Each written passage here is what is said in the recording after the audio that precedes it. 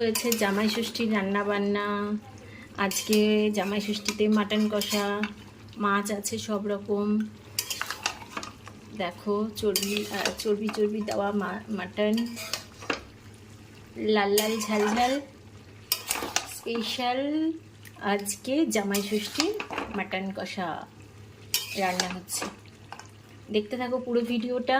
আজকে অনেক কিছু আছে, কিভাবে আমার মা আমার হাজব্যান্ডকে ষষ্ঠীর সব কিছু পুজো করবে।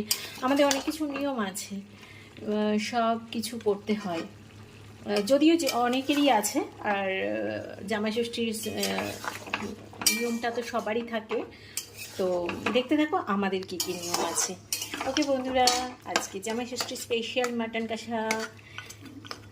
আমাদের এখন 9:30 বাজে, আমাদের রান্না বান্না কমপ্লিট, সব কিছু কমপ্লিট।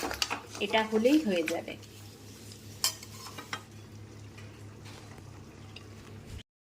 প্রেশার কুকারে চলে যাচ্ছে।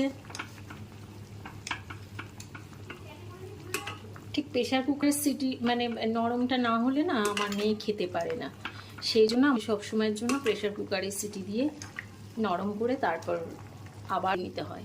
আলু দিয়ে দেবো। মাটন ঝোল হয়ে গেছে, দিয়ে দিলাম এর মধ্যে একটু শাহি গরম মশলা। আর দেখো পেঁপে আর আলুটা না তুলে রেখেছি, না হলে পুরো গলে যায়। তো এটা এবার একটু ঝোলটা শুকাবে, ঝোল শুকিয়ে জামাই ষষ্ঠীর স্পেশাল মাটন কষা। এটা রিয়াজি মাটন জানো তো, অনেকটাই চর্বি আর খুব গলে গেছে, অনেক তেল বেরিয়ে গেছে। তো এটা কেমন হয়েছে তোমরা জানিও। জামাই ষষ্ঠীর স্পেশাল মাটন কষা। ওকে বন্ধুরা, খুব ভালো থেকো, টাটা।